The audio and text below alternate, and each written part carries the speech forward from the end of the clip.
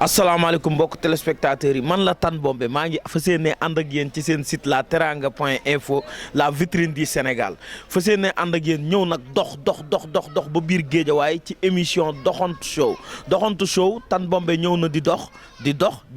ànd ak yéen ba biir Géejawaay fas yéene leen indil ki nga xamante ni day dund ci biir showbiz bi di artiste di un rappeur hip hopeur kooku gars yi yéen a ma ko gën a xam.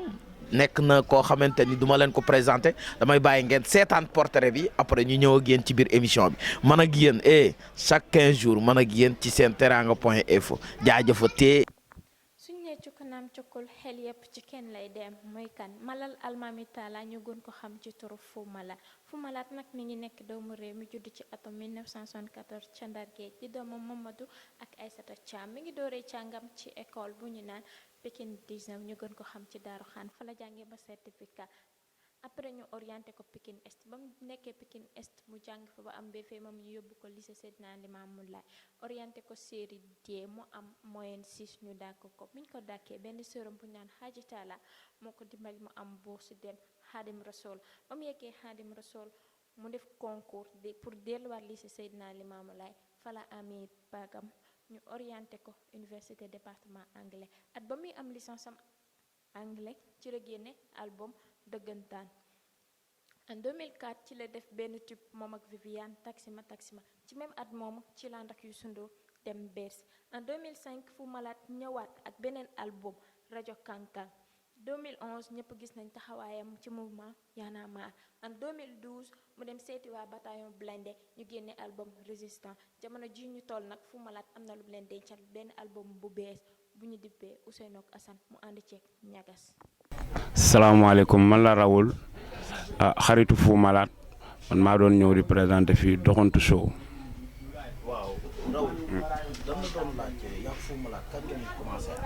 waaw ba ñu commencé ànd boobu daanaka boobu rabagul sax ñu ngi woon ci mbedd mi dëkkandoo Géejawaay di fubalandoo léeg-léeg ma yendu seen koñ ba noonu la jàngee ba dem université ci lañ commencé mu ñëw commencé dugg ci rap bi man tamit ma bëggoon rap trop quoi ci laay ànd ak moom ñu nekk ci waar yi di dem ay caaro yi di dem ay concert ba lii am tey quoi. suñu xamante mu ngi tàmbalee ci football quoi parce que man football naa ba pare jóge fi dem ñaari tali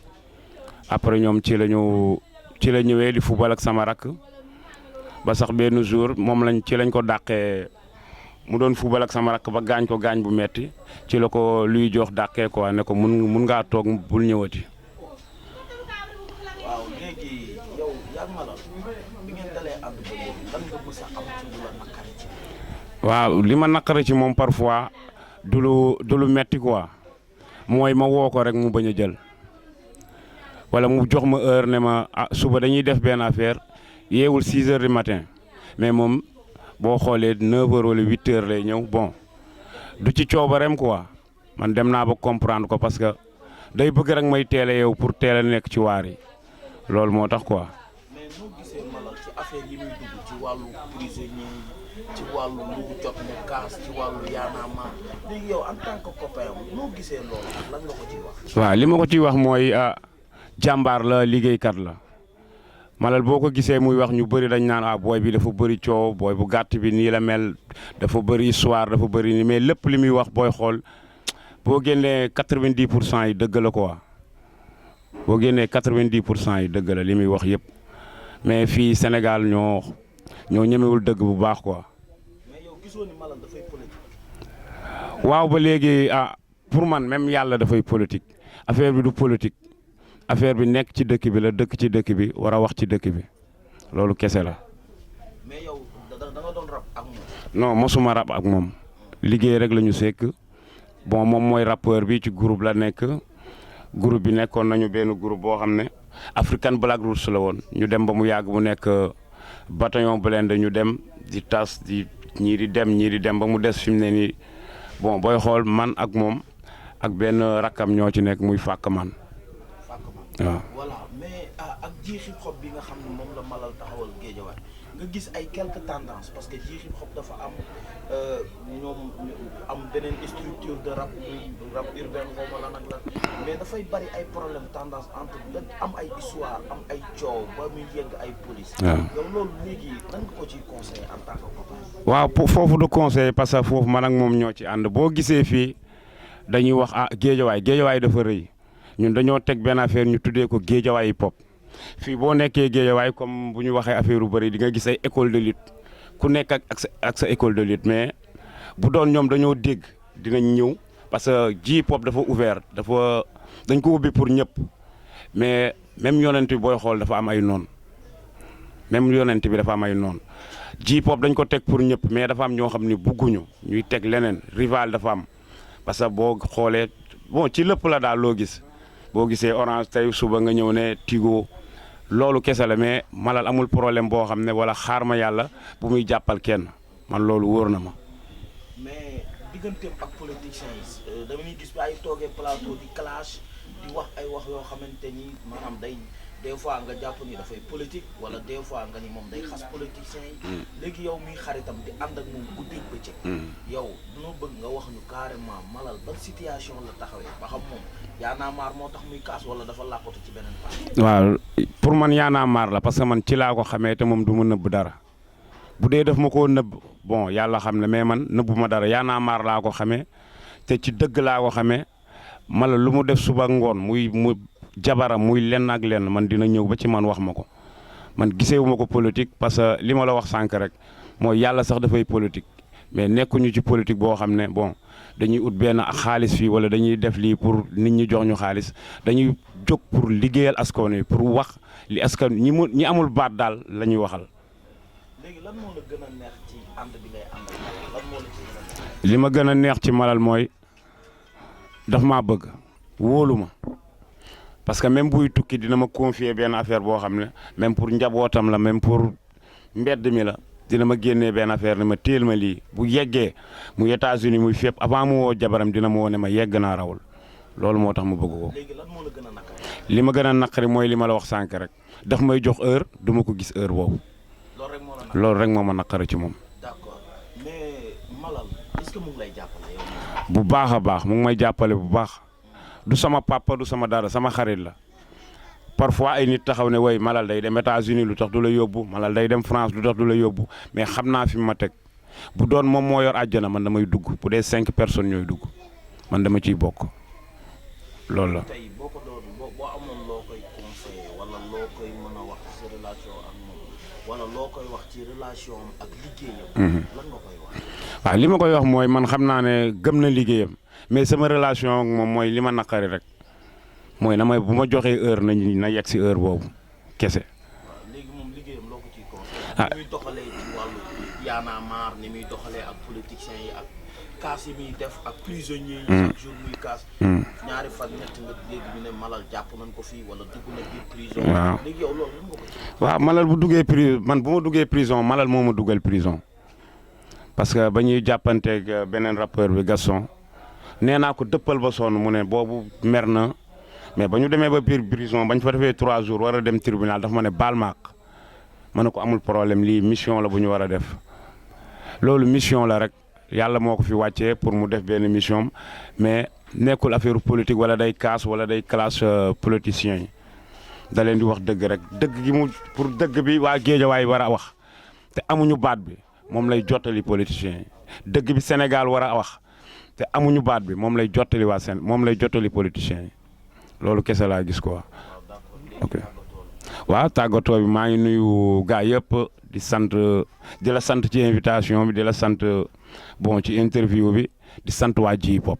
di sant sama waa koñ di sant waa kër gi tamit quoi waaye fii CL.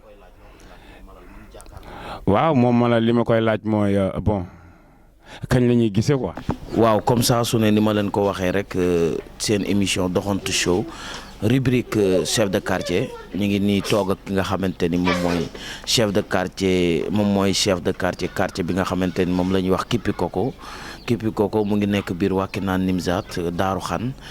ñu toog ak chef de quartier bi nga xamante ni fa la Fou Malade dëkk muy Malal Talla ñu koy wax sunu Papa Diaw ñu ngi lay nuyu. ñu ngi leen di ziar den baalu àq bu baax a baax man Ibrahima Diaw laa tudd nekk président délégué de quartier zone Touba Guédiawaye mais nekk délégué de quartier bu Kipi Koko fii ngeen ma fekk nag aussi man maay trésorier comité de santé bi muy comité de santé muy centre de santé bu Wakhinane Nimzatt ñu leen di sant di leen dalal ci jàmm ñu ngi lay sant Tane Bombe bu baax a baax. waa kay jërëjëf Papa Diaw dan la doon laaj ci Fou Malade muy Malal Talla ñëpp xam ko ci àdduna bi muy rappeur di yëngu ci ay structures yu bari fii au niveau de Sénégal aussi Fou Malade dëkk ci sa quartier te chef de quartier ñëpp xam na responsabilité bi mu am ci quartier am ci goxam ci koñam yar Fou Malade Pa Diaw ñu lay laaj sa digganteeg Fou Malade nan la demee lan nga ñu ci mën a expliquer. waaw Fou Malade de je kontaan naa trop pour wax ci moom ndax yàlla def na xam naa ko ndax dama xam ay waajuram mu màgg sama kanam di ànd ak samay doom ba tey ji yàlla def muy nit ku siiw a siiw yàlla na ko yàlla lafal cat. Fou Malade li ma ko xamee mooy xale bu yaru la parce que je suis très bien placé pour wax ci moom muy participer ci lu bëri pratiquement am na ay structures yu mu fi monté pratiquement soo leen duggoon ci foyer bi fi mu nekk nii rek mooy bureau mais centre de santé bi ngeen ñëw nii devanture bi yëpp moom moo ko peinture dessiné ko à ses frais donc loolu rek tax na ñu bari su au niveau communal ñun ñu gërëm ko soo xoolee zone yu bari yoo xamee ni ci moment inondation bi day gis mu mobiliser ñoom saareen di ñenn ci moom yàgg son secrétaire général Guèye que je connais bien donc di def ay actions yoo xam ne nii bénévolat la donc da koy def gratuitement yaakaaru ci 1 franc donc yooyu c'est des actions citoyennes yoo xam ne nii yu ñu xam ci moom la di ko sant di ko ci gërëm ñun aussi à ce qui nous concerne mooy musuñu ko wax jógal muy xaar de midi à 3 heures ci minute bi lay jóg donc loolu témoignage la yoo xam ne nii yu ma mën a wax ci moom la en réalité di leen sant aussi di leen gërëm parce que dans son éducation bi mu nekkee à l'école il était brillant et je le connais bien et je sais que ba léegi bàyyiwul jàng loolu c'est très important parce que xam na bu baax ne la vie tuuti lépp ay continuité la donc loolu ñun nag chance bi ñu ci am mooy papaam a nu yar papaam daf nu yar nu xam ay waajuram avant nu koy xam moom mais xam ko bu baax a baax mu nekk xale bu ndaw di bëgg affaire yu musique topp ci ba tey jii nekk ci milieu rap bi donc loolu bokk na ci témoignage yi nga xam concrètement mën nañu ko wax ci moom merci. waaw papa yéen soo leen déggee Fou Malade ci yenn jafe-jafe yi au niveau de Y'en a marre ci yenn jafe-jafe yi ak yenn politiciens yi yéen nan la leen def en tant que ay parents en tant que chef de quartier loolu nan la leen di def. waaw je sais que lenn am na ñun on est né en 52 mode de communication bi a complètement changé so ça c'est très important man bañ naa ko su may wax tey ji ak sama doom damay wàcc ba ci niveau pour mën a wax ak moom concernant Fou Malade proprement dit muy moom dafa am benn avantage boo xam ne nii certainement mooy dox na lu bëri bëri génn na hors du Sénégal à plusieurs reprises rencontré na le chef d'État à un haut niveau très haut niveau donc xam na lu bëri parce que léeg-léeg ma toog fii ne ñi mu yëngatool Barack Obama daf leen invité donc saa su ne ni demee ba nekk ci boobu dimension kilifa la donc te man j'ai l'habitude de dire que kilifa du at kilifa yàlla moo koy def ci nit soo si xasee ba toll rek nit kuy wax ak yow na la jox sa cër bi nga moom parce que su ma nee maa ko yar ba bëgguma reconnaître kilifteefam erreur day am yàllaa ko def kilifa def nu ñun kilifa ci fi nekk mu jox nu cër bu baax a baax a baax suñuy nuyu ñaari loxo la ñuy nuyu suñu toogee ci biir mbooloo daf ñu jox li nu moom mais day baax ñun suñu toogee ak moom jamais des partenaires ñëw fii te duma teew saa bu ñu ñëw daf may teel a wax ne lii ak lii bëggoon naa di tonton nga teew et dañuy bàyyi suñu soxla yëpp ñoo teew parce que loolu yàlla ko jox ci guddi yi ñu toll. donc nga wax lu am importance parce que suivre naa bu baax le MOUP M23 bi dans le mouvement M23 il a été au devant de la scène muy donc les événements de 2012 yi donc soo xoolee foofu les rappeurs pratiquement dañ ci jouer benn rôle boo xam c'est capital bien qu'il n'était pas le seul hein, parce qu'il y avait le terrain il y avait les politiques et autres donc loolu sur le plan de la communication il faut muy am le plus souvent ay problème ay télescopage moom ak kilifa yi parce que li koy waral mooy duñ leen xool en tant que responsable mais dañ leen di xool en tant que xale soo xoolee nit ki en tant que xale xooloo ko en tant que kilifa ci domaine bi mu nekk pour ngeen waxtaan day xaw a jafe et loolu tant que baromètre la yoo xam ne tant que nit ñi duñ ko jël en compte toujours day am problème day am fissure loolu daal bëgg naa ko ci wax ba xoolaat ba xam merci mais je sais que man li ma ko xamal daal mooy quand même soo toogee moom di waxtaan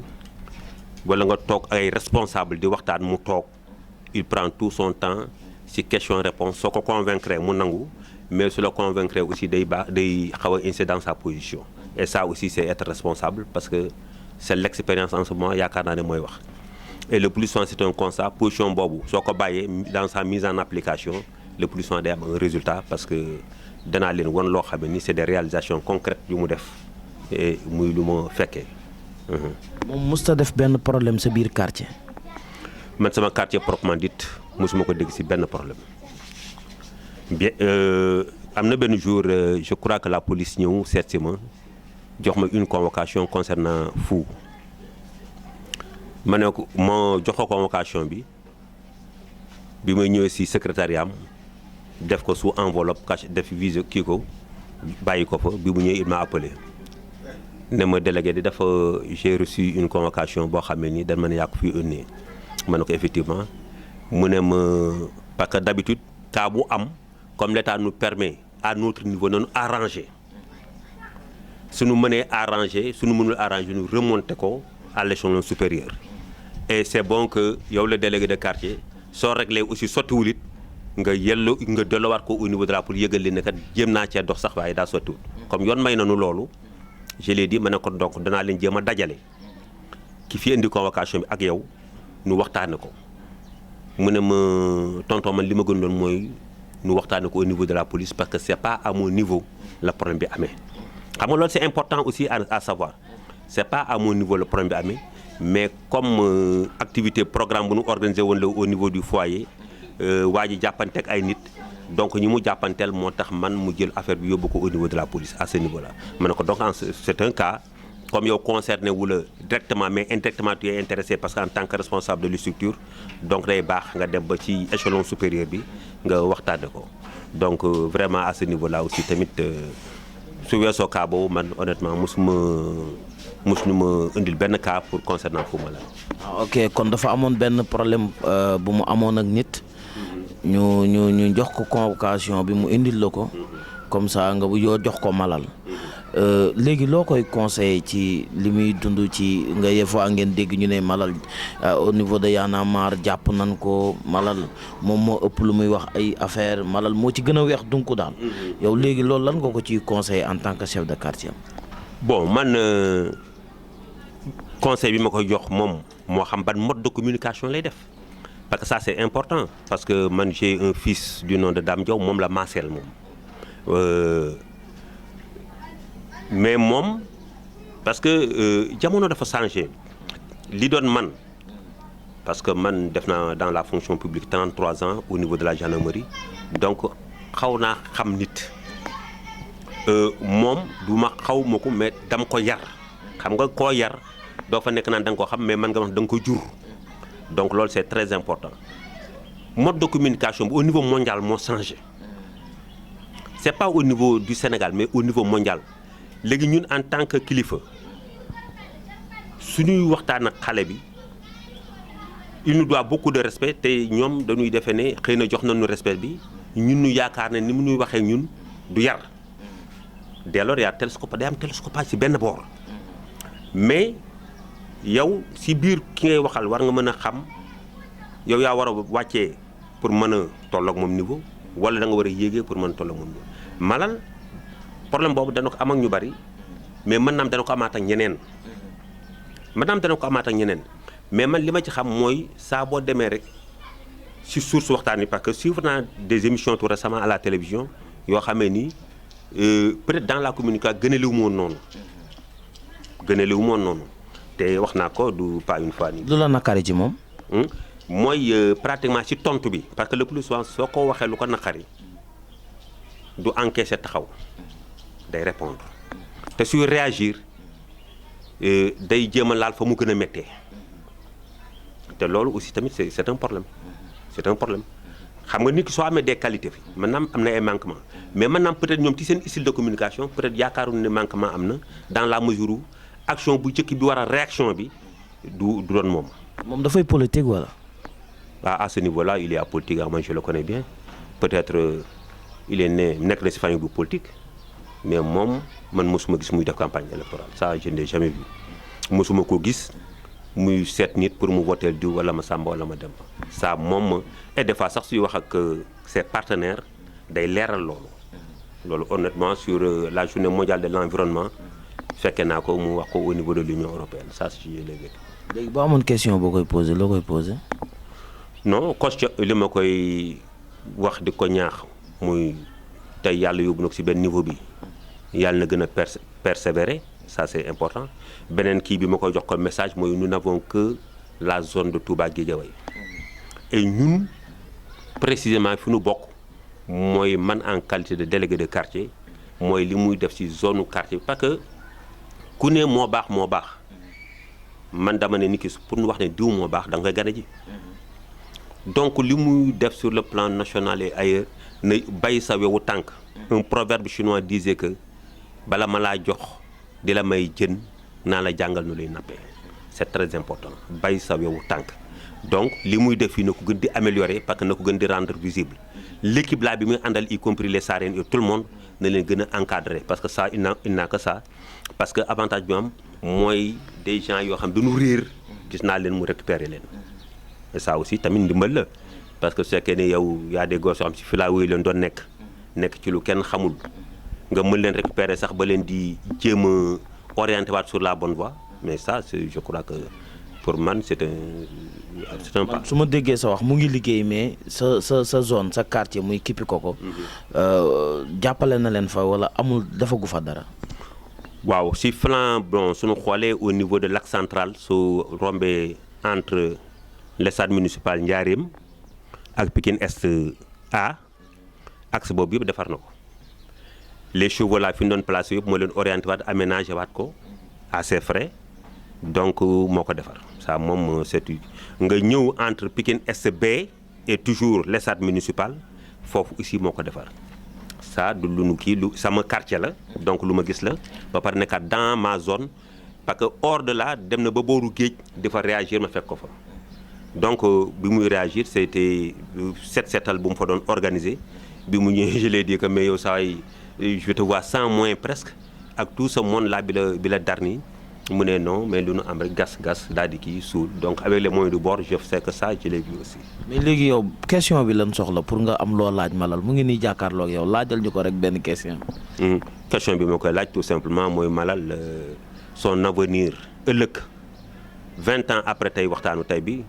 mooy ban projet la fa yor. asalaamaaleykum mbokk téléspectateurs yi ak téléspectatrices comme ni ma leen ko doon waxee saa su ne tey nag ñu ngi seen biir émission doxantu show ñëw nañ doxantu fi nga xamante ni mooy kër Malal Talla Fou Malade kër ma nekk nii sama ginnaaw seen kër famille seen kër tey nag ñu war a def micro territoire bi dugg ci biir koñ bi laaj waa koñ bi nan la Malal dëkkeek ñoom ci biir koñ bi kon seen biir doxantu show dafa war a chauffer dafa war a show kon gars yi seetaan leen man ak waa koñ bi lan la ñuy wax ci Malal Talla. waaw ñu ngi fii presque en face kër Malal Talla di Fou Malade muy rappeur boo xamante ni kenn dootu ko présenté dëkk ak waa koñ bi ñu fas yéenee laaj waa koñ bi asalaamaaleykum soxna si. waaleykum salaam. tur bi naka la. Fatou Diop. Fatou Diop yow yàgg nga ci koñ bi. yàgg naa fi kay. ban année nga fi dëkk. am naa fi 10 ans. 10 ans Malal Talla yaa ko fi njëkk wala moo la fi njëkk. Malal Talla maa ko fekk. yaa ko fi fekk mais lan nga ñu mën a wax ci Malal Talla. Malal Talla xanaa yaru ak teggin ak sutura loolu laa leen xamal de boo ma fi ñëwee tam ab yar ak teggin laa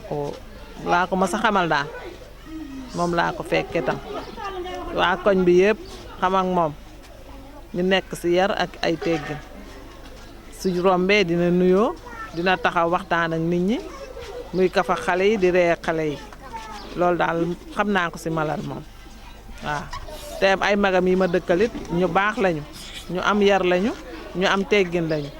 dëgg la nag man mag laa waaye yooyu du sama affaire sax waaye boo dëkkee ak ay nit ñu baax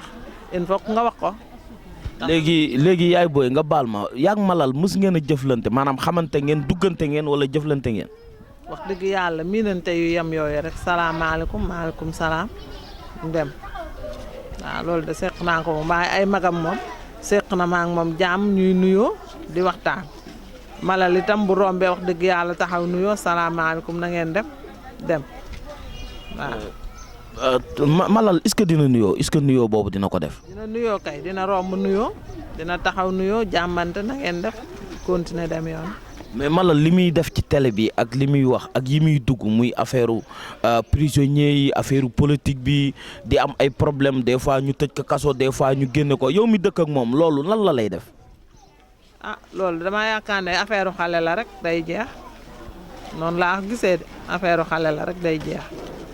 waaw.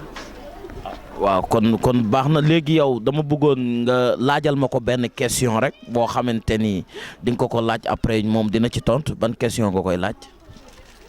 ah question bi ma koy waxal man li ma ko xam ne moom laa koy conseillé man maanaam yu bëree bëri mu moytu ko daal mu moytu affaire yi kasoog yooyu ndax baaxul ci xale.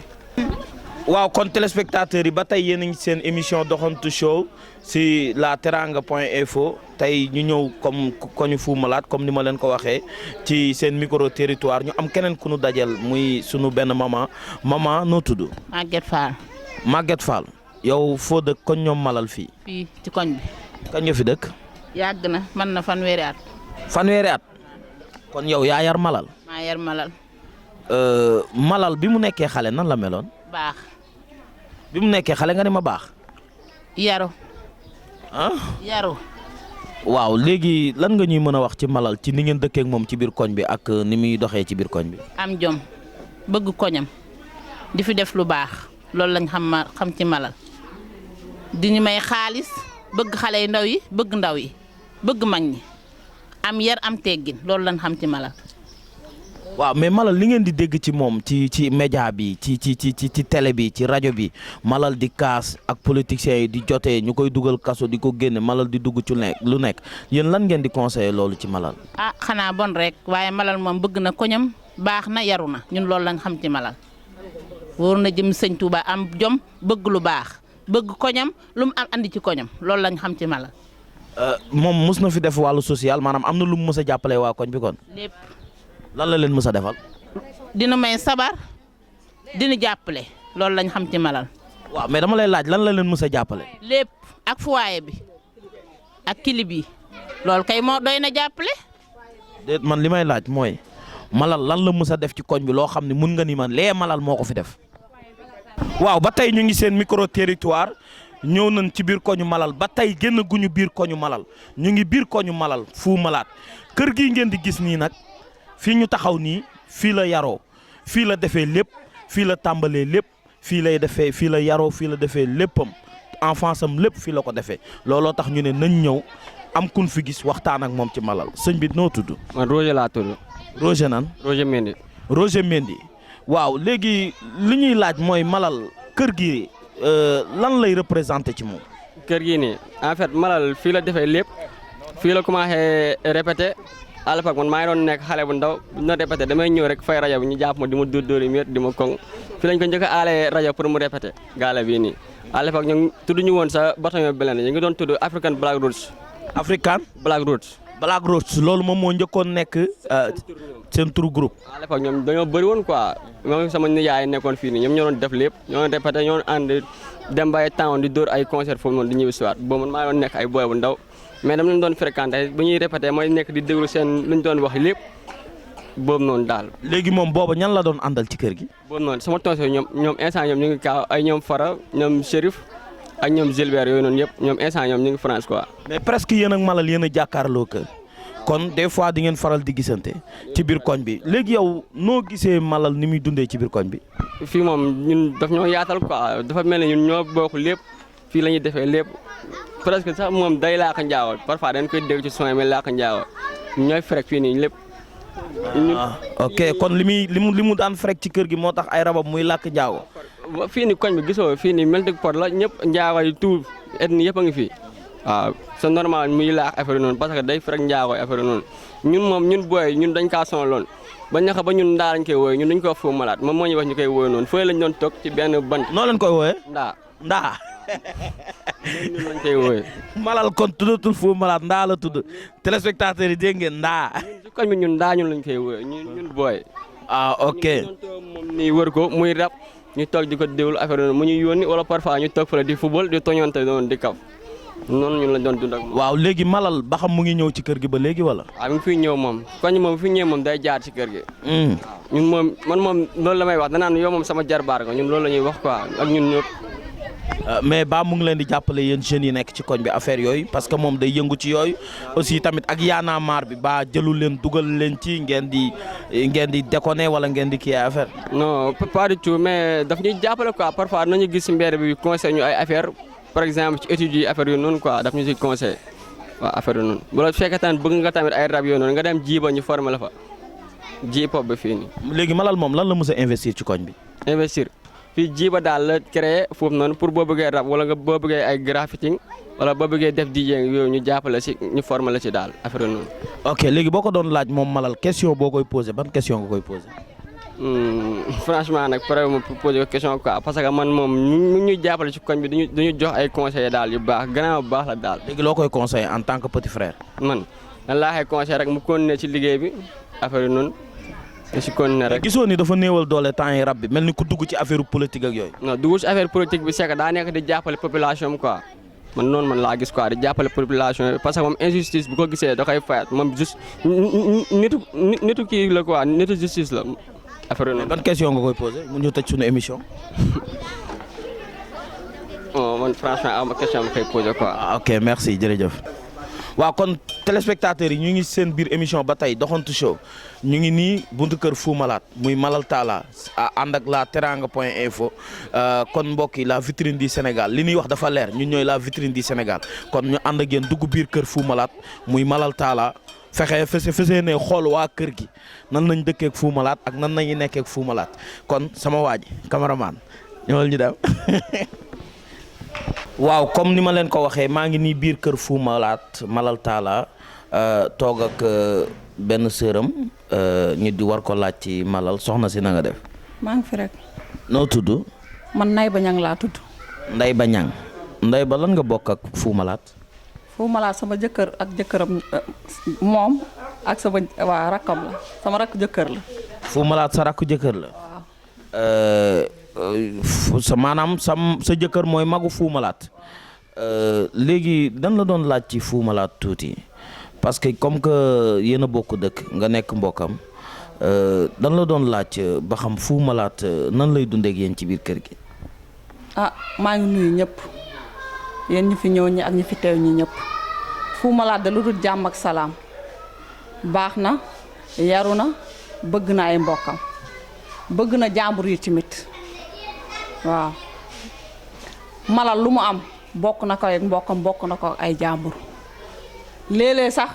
da koy jox jàmbur yi sax bàyyi ñu ci kër gi moom ñëpp la bokk yemale bëgg nañu yërëm nañu lu mu am mi ngi koy bokk ak ñun waaw xeebut kenn amul mag amul ndaw amul gone Malal dof sax mën na koo taxawloo ci mbedd bi waaw Malal de dañ koy ñaanal rek yàlla na ko yàlla may gudd fan bu bëri ak wér gi yaram ba fu mu bëgg a jëm yàlla na ko fa yàlla jëmale amin amin amin mais yéen des fois doo leen am ay problème comme Malal ni muy amee ay problème ak politiciens yi ni muy amee ay problème ci wàllu rabam wala ci yaanaamaar léegi yéen loolu après nan la leen def yéen ñi nga xam ne yéen a bokk ak moom. ah bu amee problème ñu am problème bu jógee ñu jóg bu taxawee ñu taxaw ndaxte nit moom bu nekkee sa mbokk bu amee problème yaa ngi moom da ngeen koy bokk ànd ko muy bànneex ngeen ànd muy naqar ngeen ànd ko waaw. politique bi nag mënut a ñàkk moom ci yooyu lay yëngu yaanaamaar bi tamit ci yooyu lay yëngu ñun ci ginnaawam rek lañ nekk lu ko neex nañu waaw su taxawee ñu taxaw su toogee ñu toog ñun daal ñun ñoo ngi ci ginnaawam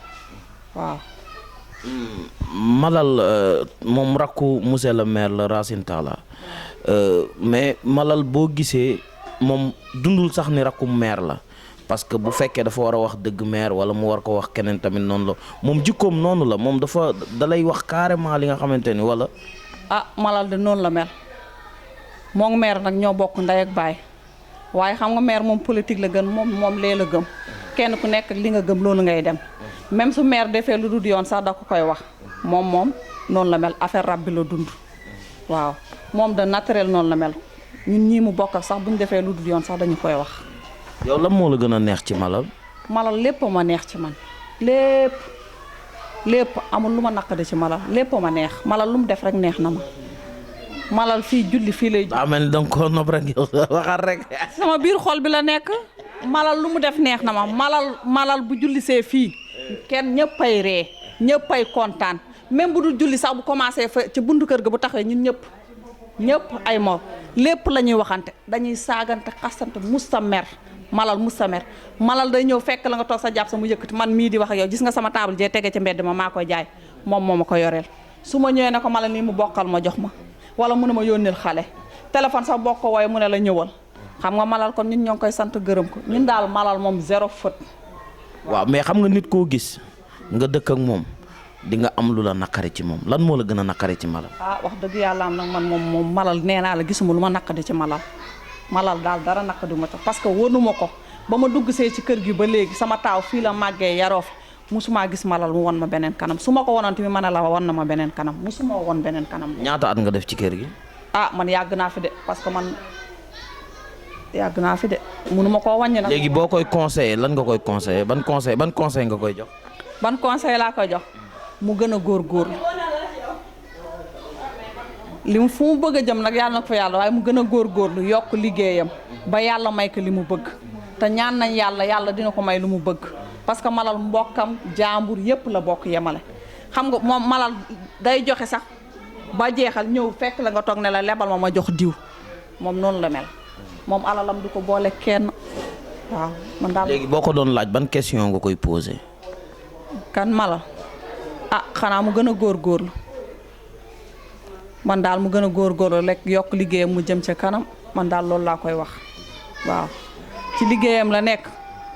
xoolut ma sàmb xoolut ma demb lijjanti wut li nit ñi di wax. déet loo koy laaj laa wax lan boo amoon loo koy laaj waaw. Malal su ma amoon lu ma koy laaj ah man de wax ma dëgg yàlla Malal moom aw ma lu ma koy laaj lenn. ah da nga koo nopp rek laaj ko Malal lan moo tax nga nopp ma wax ko lool. Malal déggoo léppam laa bëgg léppam dàllam sax bëgg naa ko léppam laa bëgg. Malal bañu ma ci moom dara léppam laa bëgg. waa kay jërëjëf soxna si kontaan nañ bu baax ñu ngi lay jaajëfal jërëjëf. ba tey ñu ngi biir kër Fou Malade ñu toog ak ki nga xamante ni mooy sëram soxna si na nga def. ça va maa ngi fi tan. tur bi nan la. man Faty Talla laa tudd. Faty Talla di sër ci Malal Talla magam nga wala rakam nga. magam laa moo topp si man. ah Malal moo topp ci yow. léegi dan la doon laaj ci Malal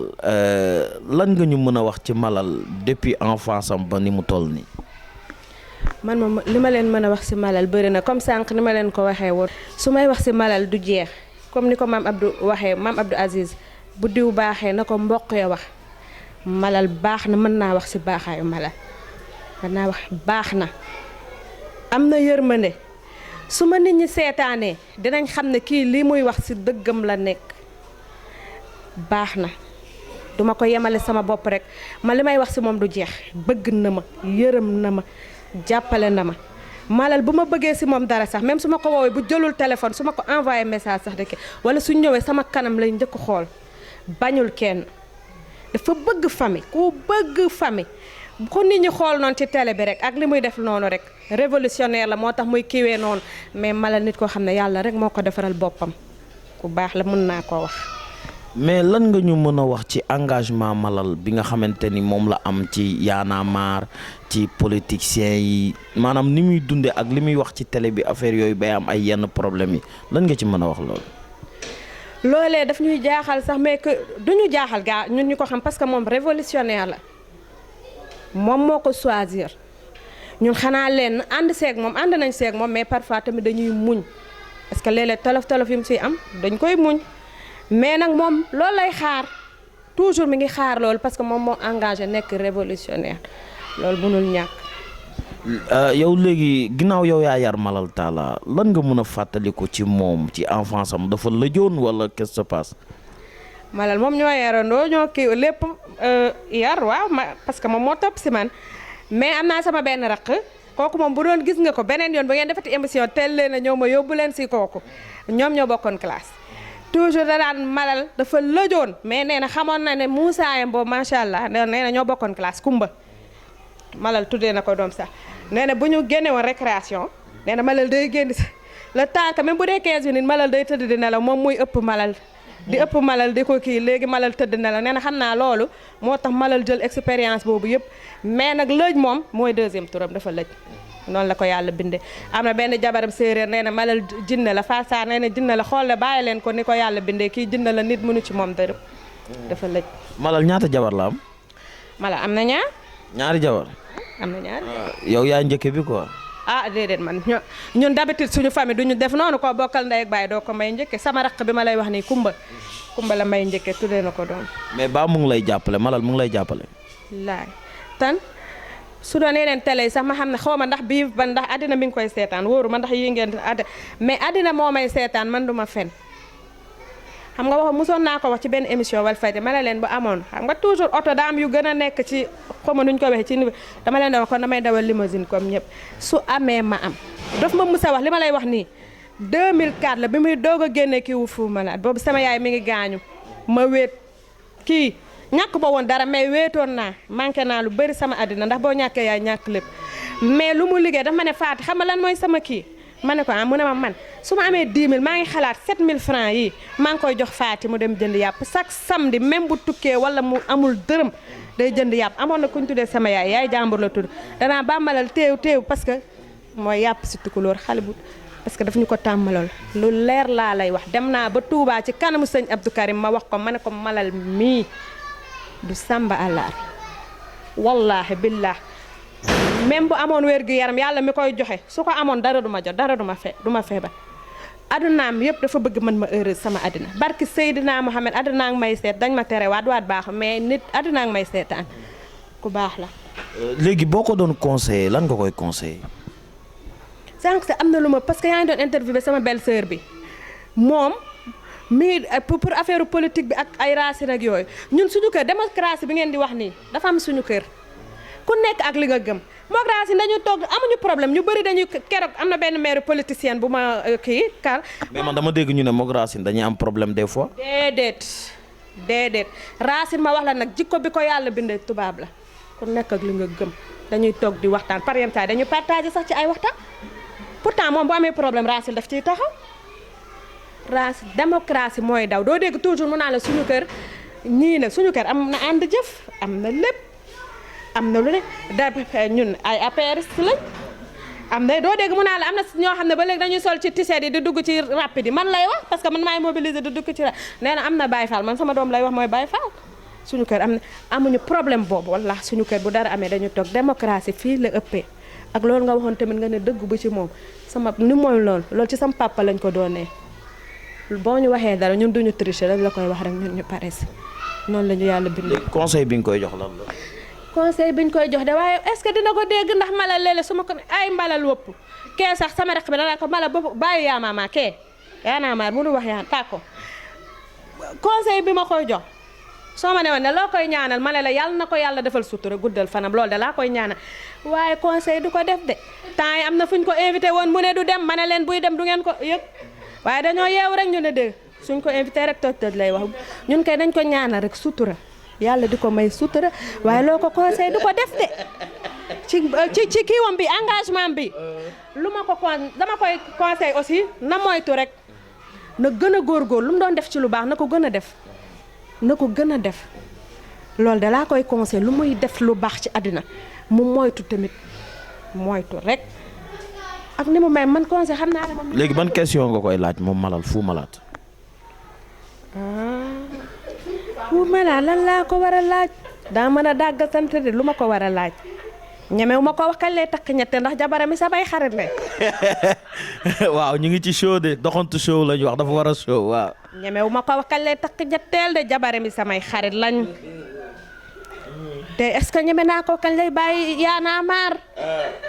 kon loolu nga ko bëgg a laaj Malal loolu la bëgg a laaj ñu ne kañ ngay bàyyi yaana maar. ko ba loolu tamit du ko bàyyi. ok merci beaucoup jërëjëf kontaan nan bu baax.